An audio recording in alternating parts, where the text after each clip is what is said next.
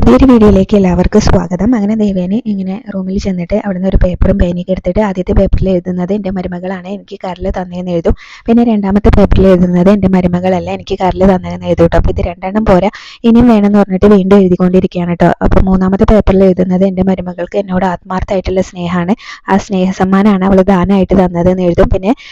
പിന്നെ എടുത്തിട്ടുള്ള പേപ്പറിൽ എഴുതുന്നത് എൻ്റെ മരുമകൾക്ക് എന്നോട് വെറുപ്പാണ്, അതുകൊണ്ട് കാറിൽ തന്നത് അവളെല്ലാം എഴുതും കേട്ടോ. എന്നിട്ട് ആ പേപ്പറെല്ലാം മടക്കി പിടിച്ച് പിന്നെ നേരെ പൂജാമുറിയിലേക്കാണ് പോകുന്നത്. അപ്പോൾ എഴുതിയിട്ടുള്ള പേപ്പറെല്ലാം ഒരു ബോട്ടിലിട്ട് മടക്കി ബോട്ടിലിട്ടിട്ടുണ്ടായിരുന്നു. എന്നിട്ട് ഭഗവാന്റെ മുന്നിൽ ചെന്ന് നിന്നിട്ട് നന്നായിട്ട് പ്രാർത്ഥിക്കുന്നുണ്ടായിരുന്നു. എനിക്ക് ഏകദേശം കാര്യങ്ങളൊക്കെ വ്യക്തമായിട്ടുണ്ട്, എന്നാലും എനിക്ക് ഇങ്ങനെ കുറച്ച് കാര്യങ്ങളും കൂടെ ഇങ്ങനെ വ്യക്തമായിട്ട് അറിയാനുണ്ട്, അതിന് എൻ്റെ കൂടെ നിൽക്കണം ഭഗവാനെ എന്നൊക്കെ പറഞ്ഞ് നന്നായിട്ട് പ്രാർത്ഥിക്കുന്നുണ്ട്. പ്രാർത്ഥിച്ചതിന് ശേഷം എഴുതിയിട്ടുള്ള ആ ബോട്ടിൽ നിന്ന് ഒരു പേപ്പർ എടുക്കുകയാണ് കേട്ടോ. അപ്പോൾ കറക്റ്റ് ആയിട്ടുള്ള പേപ്പർ തന്നെയാണ് കിട്ടുന്നത്. എൻ്റെ മരുമകൾക്ക് എന്നോട് ആത്മാർത്ഥമായിട്ടുള്ള സ്നേഹമാണ്, ആ സ്നേഹസമ്മാനമാണ് അവൾ ദാനമായിട്ട് തന്നത്. ആ എഴുതിയിട്ടുള്ള ആ പേപ്പറാണ് കേട്ടോ ദേവേനിക്ക് കിട്ടുന്നത്. അതും കൂടെ കാണുമ്പോൾ ദേവേനിക്ക് ആകെ സങ്കടമാവുന്നുണ്ട്. അപ്പോൾ ഇപ്പോൾ ഏകദേശം കാര്യങ്ങൾ എനിക്ക് മനസ്സിലായി എന്ന് പറഞ്ഞ് നന്നായിട്ട് പ്രാർത്ഥിച്ചിട്ട് പിന്നെ നേരെ അമ്പലത്തിലേക്കാണ് കേട്ടോ ചെല്ലുന്നത്. അപ്പോൾ അവിടെ ചെന്ന് നിന്നും നന്നായിട്ട് പ്രാർത്ഥിക്കുന്നുണ്ടായിരുന്നു. എനിക്കിപ്പോൾ ഇങ്ങനെ എല്ലാ കാര്യങ്ങളും വ്യക്തമായിട്ടുണ്ട്, എന്നാലും എനിക്ക് കുറച്ചുകൂടെ കാര്യങ്ങൾ ഇങ്ങനെ വ്യക്തമാക്കാനുണ്ട്, അതുകൊണ്ട് എനിക്ക് എല്ലാം ഇങ്ങനെ എൻ്റെ മുന്നിൽ കാണിച്ചു തരണേ എന്നൊക്കെ പറഞ്ഞിട്ട് എനിക്ക് ഇങ്ങനെ മനസ്സിലാക്കി തരണേ എന്നൊക്കെ പറഞ്ഞ് നന്നായിട്ട് പ്രാർത്ഥിക്കുകയാണ്.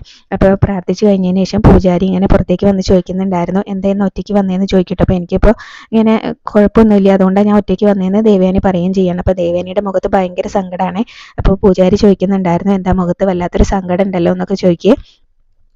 അപ്പോൾ അതിനുശേഷം പിന്നീട് ഇങ്ങനെ മൂർത്തി സാറും അതിങ്ങനെ വരുമ്പോൾ പറയാറുണ്ട്, വീട്ടിലെ ഇടയ്ക്കൊക്കെ ഇങ്ങനെ പ്രശ്നങ്ങൾ നടക്കാറുണ്ട്, അങ്ങനെ എന്തെങ്കിലും പ്രശ്നങ്ങൾ ഉണ്ടായോ എന്നാ ചോദിച്ചതെന്ന് പറയും കേട്ടോ. അപ്പോൾ ദേവയാനി ഇങ്ങനെ ചോദിക്കുകയാണ്, പിന്നീട് ഇങ്ങനെ അച്ഛൻ ഇങ്ങനെ നൈനയുടെ എൻ്റെ പേരിലൊക്കെ ഇവിടെ മൃത്യുഞ്ജയ ഹോമം നടത്താറുണ്ട് എന്ന് പറഞ്ഞല്ലോ, അപ്പോൾ അത് പിന്നീട് അച്ഛൻ നടത്തിയിരുന്നോ എന്ന് ചോദിക്കും കേട്ടോ.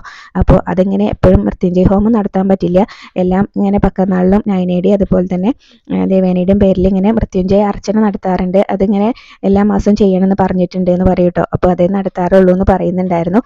പിന്നീട് പൂജാരി ആണെങ്കിലും നൈനയെ കുറിച്ച് ഇങ്ങനെ പറയുന്നുണ്ടായിരുന്നു, ആ കുട്ടി ഒരു പാവാണ് എന്നൊക്കെ പറയട്ടോ. അപ്പോൾ അമ്മായിയമ്മയും മരുമകളും തമ്മിൽ ഇങ്ങനെ സ്നേഹിക്കാത്തതിനെ കുറിച്ചൊക്കെ ഇങ്ങനെ മുത്തശ്ശൻ പറഞ്ഞ് പൂജാരിക്ക് അറിയാവുന്നതുകൊണ്ട് തന്നെ ആ കാര്യങ്ങളും പറയുന്നുണ്ടായിരുന്നേ.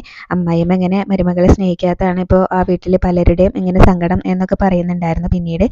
പിന്നീട് ദേവയാനിയാണെങ്കിലും തൊഴുത് ഒക്കെ പുറത്തേക്ക് ഇറങ്ങുന്ന സമയത്താണ് കേട്ടോ നൈനയും കനകയും കൂടെ അമ്പലത്തിലേക്ക് ചെല്ലുന്നത്. അപ്പോൾ ദേവയാനിയാണെങ്കിലും നൈനിയെ കാണുമ്പോൾ അങ്ങനെ മനസ്സിലോർക്കുന്നുണ്ടായിരുന്നു, ഞാനിപ്പോൾ ആരെക്കുറിച്ചാണോ ചിന്തിച്ചത്, ഇങ്ങനെ അവരെ തന്നെയാണല്ലോ ഇപ്പോൾ മുന്നിൽ ഇങ്ങനെ അവരെയാണല്ലോ മുന്നിൽ കാണിച്ചു തരുന്നതെന്നൊക്കെ ഇങ്ങനെ ഓർക്കുന്നുണ്ടായിരുന്നേ. അപ്പോൾ നൈനിയെ കാണുമ്പോൾ ചെറിയൊരു ഇങ്ങനെ ചിരിയൊക്കെ വരുന്നുണ്ട് കേട്ടോ ദേവയാനിക്ക്.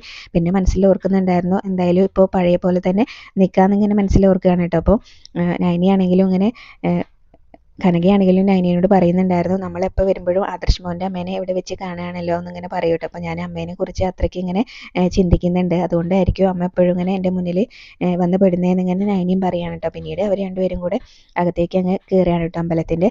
അപ്പോൾ ഇങ്ങനെ ദേവയാനിയാണെങ്കിലും ഒന്നും മിണ്ടാതെ ഇങ്ങനെ പോരുന്ന സമയത്ത് നൈന പറയുന്നുണ്ടായിരുന്നു, അമ്മയ്ക്ക് ഇങ്ങനെ ആൾക്കാരെ കാണിക്കാനെങ്കിലും എന്നോട് എന്തെങ്കിലുമൊക്കെ ഒന്ന് ചോദിച്ചുകൂടെ എന്ന് പറയുമ്പോൾ അതിനിപ്പോൾ ഇവിടെ ആരെ ഇത്ര കാഴ്ചക്കാരി എന്നൊക്കെ പറഞ്ഞ് ഭയങ്കര ദേഷ്യത്തിൽ തന്നെയാണ് കേട്ടോ അങ്ങോട്ട് ചോദിക്കുന്നത്. അപ്പോൾ കനക പറയുന്നുണ്ടായിരുന്നു, ഞങ്ങളിപ്പോഴും ഇങ്ങനെ ആദർശ് മോൻ്റെ അമ്മേനെ കുറിച്ച് തന്നെയാണ് പറഞ്ഞുകൊണ്ട് വന്നത്, അപ്പോൾ അതുകൊണ്ടായിരിക്കും ആദർശ് മോൻ്റെ അമ്മ ഞങ്ങളുടെ മുന്നിലേക്ക് വന്നതെന്ന് പറയുമ്പോൾ ദേവയാനി പറയുന്നുണ്ടായിരുന്നു, ഞാൻ അങ്ങനെ നിങ്ങളെക്കുറിച്ച് ചിന്തിക്കുന്നൊന്നുമില്ല, പക്ഷെ നിങ്ങൾ തന്നെയാണ് എൻ്റെ മുന്നിൽ വന്ന് പെടുന്നതെന്ന് പറയും കേട്ടോ. പിന്നീട് നൈന ചോദിക്കുന്നുണ്ടായിരുന്നു, അമ്മയ്ക്ക് സുഖമല്ലേ എന്ന് ചോദിക്കട്ടോ. അപ്പോഴും ദേവയാനി ഭയങ്കര ദേഷ്യത്തിൽ തന്നെയാണ് കേട്ടോ മറുപടി പറയുന്നത്, എനിക്ക് സുഖമില്ലെങ്കിൽ ഇപ്പോൾ ഞാനിവിടെ ഒറ്റയ്ക്ക് വരില്ലല്ലോ എന്ന് പറഞ്ഞിട്ട് അങ്ങ് പോവാണ് കേട്ടോ. ആ ദേഷ്യത്തിൽ പറഞ്ഞിട്ട് അങ്ങ് പോവാണ്. പക്ഷേ ദേവയാനിക്കാണെങ്കിലും അങ്ങനെ പറഞ്ഞു പോയതിൻ്റെ ഒരു വിഷമം ഉണ്ടായിരുന്നേ. അപ്പോൾ കുറച്ച് അങ്ങ് പോയിട്ട് തിരിഞ്ഞ് നിന്ന് നോക്കുന്നുണ്ടായിരുന്നു കേട്ടോ ഭയങ്കര സങ്കടത്തിൽ. അപ്പോൾ നൈനയാണെങ്കിലും അത് കാണുന്നുണ്ടായിരുന്നു കേട്ടോ ദേവയാനി ഇങ്ങനെ തിരിഞ്ഞ് നോക്കുന്നത്.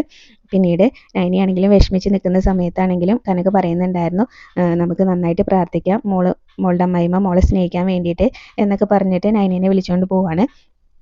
പിന്നീട് ദേവയാനി നേരെ ഹോസ്പിറ്റലിലേക്കാണ് കേട്ടോ ചെന്നത്. അപ്പോൾ ദേവയാനി അവിടെ അങ്ങനെ സുരഭി എന്ന് പറഞ്ഞിട്ടുള്ള ഒരു നഴ്സിനോടാണ് കേട്ടോ സംസാരിക്കുന്നത്. അപ്പോൾ ആ നഴ്സിന് അവിടെ ജോലി വാങ്ങിച്ചു കൊടുത്തത് ഇങ്ങനെ ദേവയാനി ആയിരുന്നു. അപ്പോൾ അതുകൊണ്ടാണ് കേട്ടോ. അപ്പോൾ അങ്ങനെ ഒരുപാട് നാളത്തെ പരിചയമുണ്ട്. അപ്പോൾ അതുകൊണ്ട് ഇങ്ങനെ കുറച്ച് പൈസയൊക്കെ ആയിട്ടാണ് കേട്ടോ ചെന്നിട്ടുള്ളത്. അപ്പോൾ അങ്ങനെ സത്യം അറിയാൻ വേണ്ടിയിട്ട്, അപ്പോൾ അവിടെ ജോലി ചെയ്യുന്ന നേഴ്സായതുകൊണ്ട് ഇങ്ങനെ ദേവയാനിക്ക് കരൽ കൊടുത്തത് ആരാന്ന് ആ നേഴ്സിനെ അറിയാമല്ലോ. അപ്പോൾ അതുകൊണ്ട് അത് ചോദിക്കാനാണ് കേട്ടോ ചെന്നിട്ടുള്ളത്. നിനക്ക് ഒരുപാട് ബാധ്യതകളൊക്കെ ഉണ്ടെന്ന് എനിക്കറിയാം, അപ്പോൾ ഇതിൽ 50,000 രൂപയുണ്ട്, നീ ഇത് വെച്ചോ, ഇനി ബാക്കിയുള്ള പണം ഞാൻ അക്കൗണ്ടിലേക്ക് ഇട്ട് തരാം, എനിക്ക് സത്യം അറിയണം എന്നൊക്കെ പറയുന്നുണ്ടായിരുന്നു. അപ്പോൾ ആ നേഴ്സാണെങ്കിലും ഇങ്ങനെ മാനേജ്മെൻറ്റിനെ എതിർത്ത് എനിക്കൊന്നും ചെയ്യാൻ പറ്റില്ല, എനിക്കത് പറ്റില്ല, എൻ്റെ ജോലി പോകും എന്നൊക്കെ പറഞ്ഞിട്ട് ഒരു കാര്യങ്ങളും ഇങ്ങനെ തുറന്നു പറയുന്നുണ്ടായിരുന്നില്ല കേട്ടോ. അപ്പോൾ ഒരു നല്ല കാര്യത്തിന് വേണ്ടിയിട്ടല്ലേ എന്നൊക്കെ പറയുന്നുണ്ടായിരുന്നു. ഒരുപാട് നിർബന്ധിക്കുന്നുണ്ട് കേട്ടോ ദേവയാനിയാണെങ്കിലും. പക്ഷെ ആ നേഴ്സ് ഒന്നും വിട്ടു പറയാതെ അവിടെ നിന്ന് പോകാനായിട്ട് തുടങ്ങുമ്പോൾ ദേവയാനിയാണെങ്കിലും പറയാണ്, എനിക്ക് ബ്ലഡ് തന്നതും അതുപോലെ തന്നെ കരൾ താനായിട്ട് തന്നതും എൻ്റെ മരുമകളല്ലേ എന്ന് ചോദിക്കുമ്പോൾ സുരഭിയാണെങ്കിലും അങ്ങ് തിരിഞ്ഞു നിന്ന് നോക്കുകയാണ് കേട്ടോ. അപ്പോൾ അവിടെ നിന്നിട്ട് ഒന്നും മിണ്ടാതെ ഇങ്ങനെ നിൽക്കുകയാണ്. അപ്പോൾ നീ എന്താ ഒന്നും പറയാത്തത്? നിൻ്റെ മുഖം സത്യം വിളിച്ച് പറയുന്നുണ്ടല്ലോ, എനിക്കറിയാം എൻ്റെ മരുമകളാണ് എനിക്ക് കരൾ തന്നതും ബ്ലഡ് തന്നതും ഒക്കെ എനിക്കറിയാമെന്ന് പറയും കേട്ടോ. അപ്പോൾ നീ എന്താ ഒന്നും പറയാതെ എന്നിങ്ങനെ ചോദിക്കുമ്പോൾ ഇത്രയൊക്കെ മേഡം അറിഞ്ഞ സ്ഥിതിക്ക് ഇനിയിപ്പോൾ ഞാനൊന്നും മറച്ചു വെക്കുന്നില്ല എന്ന് പറയാണ് കേട്ടോ. ആ പാവം കുട്ടി തന്നെയാണ് ഇങ്ങനെ മേഡത്തിന് കരൾ തന്നതെന്ന് പറയുമ്പോൾ ദേവയാനിക്കാണെങ്കിൽ ആകെ സങ്കടമാവാണ് കേട്ടോ. അപ്പോൾ അങ്ങനെ പറയുന്നുണ്ടായിരുന്നു, എനിക്ക് നൈനേനെ മനസ്സിലാക്കാൻ പറ്റിയില്ല, ഇനിയിപ്പോൾ ഞാൻ അവൾക്ക് മുകളിലല്ല, ഞാൻ അവൾക്ക് ഒരുപാട് താഴെയാണ് എന്ന് പറയട്ടോ. ഇനി എൻ്റെ ജീവിതകാലം മുഴുവൻ ആ ഒരു ഇത് തന്നെ ഇങ്ങനെ അലട്ടിക്കൊണ്ടേ ഇരിക്കും എന്ന് പറയുന്നുണ്ടായിരുന്നു.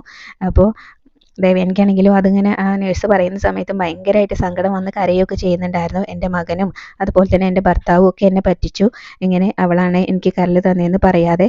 അപ്പോൾ എനിക്ക് നീ ഒരു സഹായം കൂടെ ചെയ്തു തരണം, നിനക്ക് ഞാൻ തരാമെന്ന് പറഞ്ഞ പണം നിൻ്റെ കയ്യിൽ തന്നെ ഞാൻ തരും, അത് മറ്റൊരു നല്ല കാര്യത്തിന് വേണ്ടിയിട്ടാണ് എന്ന് പറയും കേട്ടോ. അപ്പോൾ അങ്ങനെ പണം കൊടുക്കുന്ന സമയത്തൊന്നും വാങ്ങുന്നില്ല. അപ്പോൾ വേറൊരു നല്ല കാര്യത്തിനാണെന്ന് പറഞ്ഞിട്ട് പിന്നെ എന്തായാലും ആ നേഴ്സിൻ്റെ കയ്യിലേക്ക് ആ പണം കൊടുക്കുന്നുണ്ടായിരുന്നു. അപ്പോൾ ഞാൻ ഈ അറിഞ്ഞ സത്യം ഇങ്ങനെ മറ്റാരും അറിയരുത് എന്ന് പറയും കേട്ടോ. ദേവയാനി നൈനിയാണ് കല്ല് കൊടുത്തതെന്ന് അറിഞ്ഞ കാര്യം മറ്റാരും അറിയാതിരിക്കാൻ വേണ്ടിയിട്ടാണ് ആ പണം കൊടുത്തത്. പിന്നെ എന്തായാലും ഇങ്ങനെ അത് ആരോടും പറയരുത് എന്ന് പറയുന്നുണ്ടായിരുന്നു. ഇത് നമ്മൾ രണ്ടാളും മാത്രം അറിഞ്ഞാൽ മതി എന്ന് പറഞ്ഞിട്ട് ആ പണം സുരഭിയുടെ കയ്യിൽ വെച്ച് കൊടുത്തിട്ട് അവിടെ നിന്ന് പോവാണ് കേട്ടോ. പിന്നീട് ദേവയാനി നേരെ പോകുന്നത് അമ്പലത്തിലേക്കാണ്. അവിടെ ചെന്നിട്ട് നന്നായിട്ട് നിന്ന് പ്രാർത്ഥിക്കുന്നുണ്ടായിരുന്നേ. ഒരുപാട് തെറ്റുകൾ ചെയ്തിട്ടുണ്ടല്ലോ നൈനിയോട്, അപ്പോൾ അതിനെക്കുറിച്ച് ഇങ്ങനെ പറഞ്ഞ് ഏത്തിട്ട് പ്രാർത്ഥിക്കണം എന്നൊക്കെ പറഞ്ഞിട്ട് തന്നെയാണ് കേട്ടോ, അങ്ങനെ മനസ്സിൽ ഉറപ്പിച്ചിട്ട് തന്നെയാണ് ദേവയാനി അവിടെ ചെന്ന് നന്നായിട്ട് നിന്ന് പ്രാർത്ഥിക്കുന്നതും. നൈനിയെ മനസ്സിലാക്കാൻ പറ്റിയിട്ടുണ്ടായിരുന്നില്ലേ ദേവയാനിക്ക്. അപ്പോൾ അതുകൊണ്ട് തന്നെ ഒരുപാട് തെറ്റുകളും ചെയ്തിട്ടുണ്ട്. അപ്പോൾ അതിൻ്റെ മുന്നിൽ ഭഗവാന്റെ മുന്നിൽ നിന്ന് ഏത്തിടണം എന്നൊക്കെ ഓർത്ത് അങ്ങോട്ട് വന്നത് തന്നെയാണ് കേട്ടോ. അപ്പോൾ ദേവയാനി അവിടെ നിന്ന് പ്രാർത്ഥിക്കുന്നത് വീണ്ടും പൂജാരി കാണുകയാണ്. അപ്പോൾ പോയിട്ട് എന്താ പെട്ടെന്ന് വീണ്ടും തിരിച്ചു വന്നോ എന്നൊക്കെ ചോദിക്കുന്നുണ്ടായിരുന്നു കേട്ടോ. അപ്പോൾ അതിനുശേഷമാണെങ്കിലും ഇങ്ങനെ നൈനി അമ്മ ഇവിടെ വന്നായിരുന്നോ എന്നൊക്കെ ചോദിക്കുമ്പോൾ പൂജാരി പറയുന്നുണ്ടായിരുന്നു, അവർ ദേവയാനി പോയതിന് കുറച്ച് കഴിഞ്ഞാണ് വന്നത് എന്നൊക്കെ പറയും കേട്ടോ. അപ്പോൾ അവരപ്പം തന്നെ പോയോ എന്നൊക്കെ ദേവയാനി ചോദിക്കുകയാണ്. ഇല്ല, അപ്പം തന്നെ പോയില്ല, കുറച്ച് സമയം ഇവിടെ നിന്നിട്ടാണ് പോയത് എന്ന് പറയും. പിന്നെ ദേവയാനി മനസ്സിലോർക്കുന്നുണ്ടായിരുന്നു, അവളുടെ പേരിൽ എന്തെങ്കിലുമൊക്കെ വഴിപാട് നടത്തണമല്ലോ, അപ്പോൾ അങ്ങനെ നടത്തിയിട്ടുണ്ടെങ്കിൽ എല്ലാവരും കാര്യങ്ങൾ അറിയുമെന്നും കൂടെ ഓർക്കാൻ കേട്ടോ. എന്നിട്ട് പൂജാരിനോട് ചോദിക്കുകയാണ്, അവരെന്തെങ്കിലുമൊക്കെ വഴിപാട് നടത്തിയായിരുന്നോ എന്ന് ചോദിക്കും കേട്ടോ. അപ്പോൾ നടത്തിയായിരുന്നു, പക്ഷേ ആ കുട്ടിയുടെ പേരിലല്ല, ആ കുട്ടിയുടെ അമ്മായിയമ്മയുടെ പേരിലാണ്, അതായത് ദേവയാനിയുടെ പേരിൽ എന്ന് പറയട്ടോ. അപ്പോൾ കുങ്കുമാർച്ചന നടത്തിയിരുന്നു എന്ന് പറയട്ടോ. ആ കുട്ടി ഇങ്ങനെ ഇയാൾക്ക് ഇങ്ങനെ വലിയൊരു രോഗം ഉണ്ടെന്ന് അറിഞ്ഞതിന് ശേഷം ആ കുട്ടി അമ്മയ്ക്ക് ആദ്യം വന്നാൽ വഴിപാട് നടത്തുന്നത് ദേവയാനിയുടെ പേരിലാണ്, ആദ്യം വഴിപാടിന് പറയുന്ന പേര് ദേവയാനിയുടേതാണ് എന്നിങ്ങനെ പറയുന്ന സമയത്ത് വീണ്ടും സങ്കടമാണ് കേട്ടോ ദേവയാനിക്കാണെങ്കിലും. പിന്നെ അതിന് ശേഷമാണെങ്കിലും നൈനിനെ കുറിച്ചും പറയുന്നുണ്ടായിരുന്നു, ആ കുട്ടിക്ക് എന്തോ വലിയ വിഷമമുണ്ട്, ചോദിച്ചിട്ടൊന്നും എന്താണെന്നൊന്നും പറഞ്ഞില്ല എന്ന് പറയട്ടെ. അപ്പോൾ അതിൻ്റെ അമ്മായിയും അതിനെ സ്നേഹിക്കാത്തതിലും വലിയ വിഷമമുണ്ട് എന്ന് പറയട്ടെ. അപ്പോൾ ആ കുട്ടി പിന്നീട് പൂജാരി ആണെങ്കിലും ദേവയാനിയോട് പറയുന്നുണ്ടായിരുന്നു, ആ കുട്ടി അതിൻ്റെ അമ്മായിമ്മേനെ അത്രയ്ക്ക് സ്നേഹിക്കുന്നുണ്ട് എന്നൊക്കെ ഇങ്ങനെ പറയും കേട്ടോ. അപ്പോൾ അതുകൊണ്ട് തന്നെ എന്ത് വിഷമമുണ്ടെങ്കിലും ഭഗവാന്റെ മുന്നിൽ വന്ന് നിന്ന് പ്രാർത്ഥിച്ചിട്ടുണ്ടെങ്കിൽ അതിങ്ങനെ ഭഗവാൻ മാറ്റിത്തരും. അതുകൊണ്ടാണല്ലോ മൂർത്തി സാർ എന്ത് പ്രശ്നം ഉണ്ടാകുമ്പോഴും എന്ത് നല്ല കാര്യത്തിന് പോകുമ്പോഴും ഇവിടെ വന്ന് നിന്ന് പ്രാർത്ഥിക്കുന്നത് എന്നൊക്കെ ഇങ്ങനെ പറയട്ടെ. അപ്പോൾ അത് പിന്നീട് ദേവയാനി ആണെങ്കിലും ഭയങ്കര സങ്കടത്തോടു കൂടിയാണ് കേട്ടോ അവിടെ നിൽക്കുന്നതും. അതിനുശേഷം ആദർശിനി ജയനി മുത്തശ്ശിനിയൊക്കെ കാണിക്കുകയാണ്. അപ്പോൾ അവരാണെങ്കിലും ദേവയാനി വീട്ടിലില്ലല്ലോ, അപ്പോൾ അവരോടൊന്നും പറയാതെയാണ് കേട്ടോ ദേവയാനി പുറത്ത് പോയിട്ടുണ്ടായിരുന്നത്. ഇനിയിപ്പോൾ കല്ല് തന്ന പെൺകുട്ടീനെ ഇങ്ങനെ കണ്ടെത്തി അടങ്ങും എന്നാണ് തോന്നുന്നത് എന്നൊക്കെ ഇങ്ങനെ പറയുന്ന സമയത്താണെങ്കിലും മുത്തശ്ശി പറയുന്നുണ്ടായിരുന്നു, കണ്ടെത്തുകയാണെങ്കിൽ കണ്ടെത്തട്ടെ, എത്ര കാലം ഈ രഹസ്യം മൂടി വയ്ക്കാൻ പറ്റും എന്നൊക്കെ പറയുന്നുണ്ടായിരുന്നേ. അപ്പോഴേക്കും ദേവയാനി അമ്പലത്തിൽ പോയിട്ട് തിരിച്ചു വരികയാണ് കേട്ടോ. അപ്പോൾ നീ എവിടെ ഇങ്ങനെ അലഞ്ഞു തിരിഞ്ഞ് നടക്കുന്നത് ദേവയാനി, ഞങ്ങളോടൊന്നും പറയാതെ എന്നിങ്ങനെ ജയൻ ചോദിക്കുന്ന സമയത്ത് എൻ്റെ മകനിപ്പോൾ കുറച്ച് ദിവസമായിട്ട് ഉറക്കമൊന്നുമില്ലല്ലോ, അപ്പോൾ അവന് ഉറക്കം കിട്ടാൻ വേണ്ടിയിട്ട് ഞാൻ അമ്പലത്തിലൊന്ന് പോയി ഇങ്ങനെ വഴിപാട് നടത്താൻ പോയതാണെന്ന് പറയും കേട്ടോ. അപ്പോൾ അവനിങ്ങനെ ഉറക്കം കിട്ടാതിരിക്കാൻ ഇങ്ങനെ അമ്പലത്തിൽ പോയി വഴിപാട് നടത്തിയിട്ടൊന്നും കാര്യമില്ല, അതിന് നൈനമോൾ ഇവിടെ വരണം എന്ന് പറയാൻ കേട്ടോ.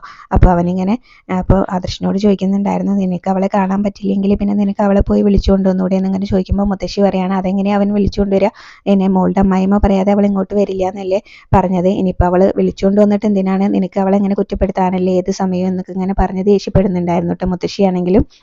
പിന്നീട് ജയനാണെങ്കിലും ദേവയാനിയോട് പറയാണ്, നൈനമോൾ ഇവിടെ ഇല്ലാത്തതുകൊണ്ടാണെങ്കിലും ഇങ്ങനെ ആദർശനാണെങ്കിലും ഇങ്ങനെ കമ്പനി കാര്യങ്ങളിലൊന്നും നന്നായിട്ട് ശ്രദ്ധിക്കാനൊന്നും പറ്റുന്നില്ല എന്നൊക്കെ പറയുന്നുണ്ടായിരുന്നേ. അച്ഛൻ്റെ കാര്യമാണെങ്കിലും അങ്ങനെ തന്നെയാണ്, അച്ഛനും നൈനമോളും ഇല്ലാത്തതുകൊണ്ട് ഭയങ്കര സങ്കടമാണെന്ന് പറയുമ്പോൾ അപ്പോൾ ജയേട്ടനും അമ്മയ്ക്കും ഒക്കെ ഇങ്ങനെ ദേവയാനി ചോദിക്കുന്നുണ്ടായിരുന്നേ. അപ്പോൾ അത് പിന്നെ പറയാനുണ്ടോ, ഞങ്ങൾക്കും അങ്ങനെ തന്നെയാണെന്ന് പറയട്ടോ. അപ്പോൾ നൈനമോളുടെ കുറവ് ഇവിടെ ആർക്കും നികത്താൻ പറ്റില്ല എന്നൊക്കെ പറയാണ്. അപ്പോൾ ദേവയാനിയാണെങ്കിലും ചോദിക്കുന്നുണ്ടായിരുന്നു, പിന്നെ അവളെ മനസ്സിലാക്കാൻ പറ്റാത്തത് എനിക്കാണോ എന്നൊക്കെ ചോദിക്കും കേട്ടോ. അതിനുശേഷമാണെങ്കിലും അങ്ങനെ ജയൻ പറയുന്നുണ്ടായിരുന്നു ആദർശ് ഇപ്പോൾ അവൻ്റെ അമ്മയ്ക്കൊപ്പം തന്നെ അവൻ്റെ ഭാര്യനെ സ്നേഹിക്കുന്നുണ്ട് എന്ന് പറയുമ്പോൾ ആദർശ് പെട്ടെന്ന് പറയാണ് അങ്ങനെയൊന്നുമില്ല, അമ്മയ്ക്ക് മുകളിലൊന്നും എനിക്ക് ആരുമില്ല എന്നിങ്ങനെ പറയുമ്പോൾ മുത്തശ്ശിയാണെങ്കിലും പറയുന്നുണ്ടായിരുന്നു എന്തിനാ മോനെ വെറുതെ ഇങ്ങനെ കള്ളം പറയുന്നത്, ഉള്ളതുപോലെ പറയണം എന്നൊക്കെ പറയൂട്ടോ. അപ്പോൾ ദേവേനയാണെങ്കിലും ഒന്നും മിണ്ടാതെ അങ്ങ് പോവാണ് കേട്ടോ.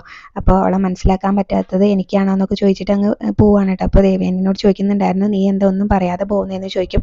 അപ്പോൾ ഞാൻ എന്ത് പറയാനാന്ന് പറഞ്ഞിട്ട് ദേവേനി അവിടെ നിന്ന് അങ്ങ് പോകുന്ന സമയത്ത് ഇങ്ങനെ ആദർശ് പറയുന്നുണ്ടായിരുന്നു ഇനിയിപ്പോൾ അമ്മയ്ക്കൊപ്പം ഞാൻ നയനേനെ സ്നേഹിക്കുന്നുണ്ട് എന്ന് പറഞ്ഞത് അമ്മയ്ക്ക് വിഷമമായി കാണുമെന്ന് പറയാണ്ട്. അപ്പോൾ ദേവയാനിയാണെങ്കിലും അവിടെ ചെന്നിരുന്ന് ഭയങ്കര കരച്ചിലാണ് കേട്ടോ. പൂജാരി പറഞ്ഞ കാര്യങ്ങളൊക്കെയാണ് ഓർക്കുന്നത്.